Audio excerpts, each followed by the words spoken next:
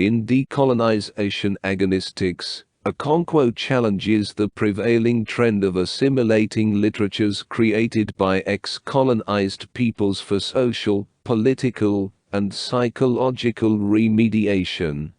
He rejects the stance taken by postcolonial cultural and literary theorists against the historicity of colonial effects, pointing to the inherent liberties within post-structuralist frameworks that allow for shifting positionality.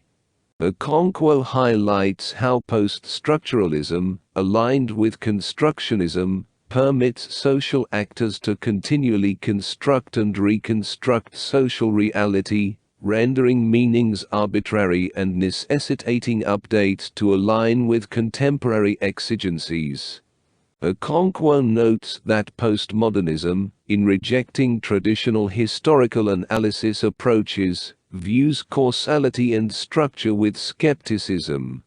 To counter the influence of this theoretical disposition, Okonkwo proposes a re-examination and redefinition of decolonization literatures, utilizing the works of formerly colonized peoples as the basis for his alternative critique in selecting the literatures of Anglophone Africa, Polynesia, and the West Indies. Okonkwo focuses on regions that shared a colonial experience under a common imperial power, the British. The period of analysis spans from the late 1940s to the early 1990s, considering the acquisition of the art of writing concurrent with colonization. The decision is grounded in the shared colonial history and the proclivity of postcolonial theorists to subordinate decolonization literatures. Okonkwo argues that exploring the clash between indigenous, primarily oral, forms of aesthetic representation and their exogenous, inherited counterparts can pave the way for a broader interest in the comparative analysis of such literatures. In the initial chapter of Decolonization Agnostics, Okonkwo delves into the identity crisis within postcolonial discourse. He contends that the term postcolonial in literary discourse is inaccurately influenced by postmodernist theories of knowledge and culture. Despite the intentions expressed by proponents' integration of marginalized literatures and empowerment of marginalized peoples, the resultant approach, according to Okonkwo, replaces the fundamental principles of decolonization literatures with a universalist homogenizing discourse. This, in turn, situates the experiences and priorities of ex-colonized peoples within the strategic priorities of the West. Okonkwo expresses skepticism toward a concept of post-coloniality that encompasses not only former colonies in Africa, Asia, and the South Pacific, but also English-speaking European diaspora-dominated countries like Australia, New Zealand, and the English-speaking part of Canada, while excluding non-English-speaking European diaspora countries. He attributes this inclusivity to the historical repositioning needs of English-speaking European diaspora, undermining the necessary reflection on the issue at hand. Highlighting examples of the use of cross-cultural studies and multiculturalism as marketing points in post-colonial discourse, Okonkwo argues against the appropriateness of multiculturalism in cross-national contexts. He points out that, generically, multiculturalism refers to cross-cultural transactions within collective wholes, rather than international transactions. Okonkwo criticizes the shifting definition of multiculturalism, citing instances like Jeffrey C. Alexander's article on modes of incorporation. While rejecting travelers' tales and racist anthropology as credible bases for cross-cultural studies, Okonkwo acknowledges the role of travelers and anthropologists as crucial agents in formulating common factors essential for cross-cultural comparisons. In the second chapter of his work, Okonkwo delves into the significant role of indigenous oral literature within formerly colonized societies. He positions oral literature as both a strategy for neo-colonial resistance and an expression of their unique perspectives on history and the universe. Drawing upon various cultural and linguistic studies, Okonkwo supports the assertion that oral literatures are equally valid as written literatures, challenging the connection often made between the two for etymological reasons. He disputes critics who dismiss early oral offerings within this genre, and questions the disparate reception of similar literary works in Russian, German, and European oral ballads. Okonkwo suggests a minimalist position for critics of early decolonization novels, proposing 3 key principles for evaluation.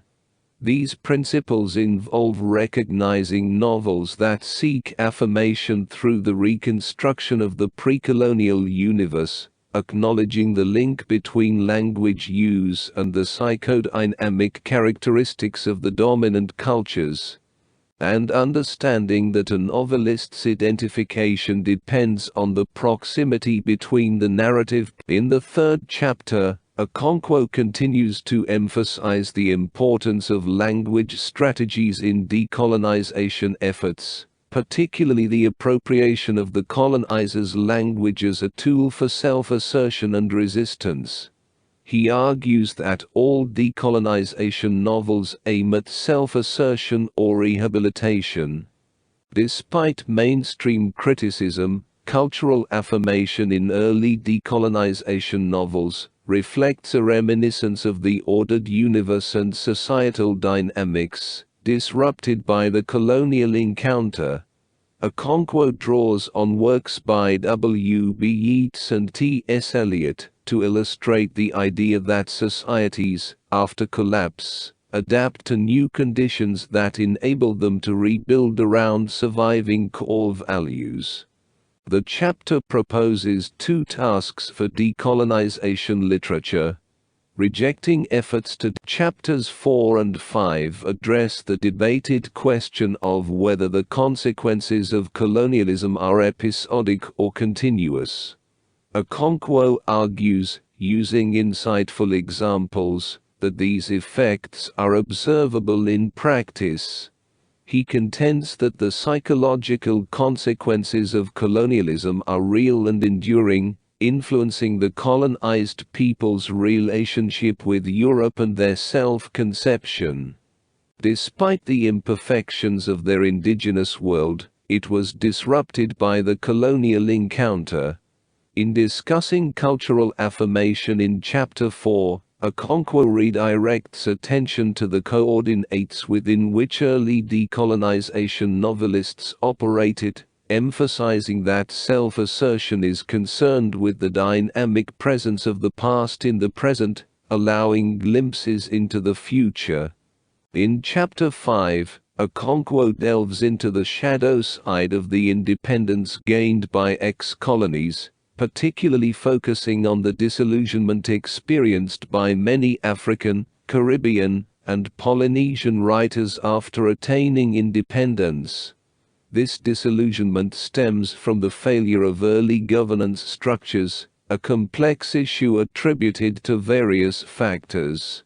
Among these factors are the destruction of indigenous structures of order by the colonial power prior to departure, the Cold War rivalry between the West and the Soviet bloc, frequently fought by proxy in ex-colonized regions, and the perception of the new state and its government as something alien, belonging to the departing imperial power. Okonkwo's discussion highlights issues that have captivated serious-minded scholars from ex-colonies, reflecting the profound concern about the state of affairs in these regions. After gaining independence, the governing elite often retained significant aspects of the departing imperial power, including autocratic tendencies. Imperialism, As Peter P. Ekin noted, introduced a version of the Western state stripped of its legislative attributes and legitimacy requirements, resulting in a post-colonial state unfamiliar to both Western civilization and pre-colonial African history. The challenges stemming from this legacy, such as autocratic rule and the absence of separation of powers and the rule of law, have perplexed early decolonization novelists. Okonkwo emphasizes the need for a new reading of these texts, underscoring the moral dilemma inherent in post-independence politics. He critiques the allegiance owed to the local community being denied to the central or federal government, exemplified by Ngugi's reaction against Achib's prescription in A Man of the People. Okonkwo discusses the concept of home beyond polarity, where the local community is morally regulated, contrasting with the amoral nature of the central government. This political configuration aligns with Ecker's theory of the two publics, describing a crisis of legitimation in ex-colonies, where individuals straddle both a primordial public, moral, and a civic public, amoral, leading to complex allegiances and expectations.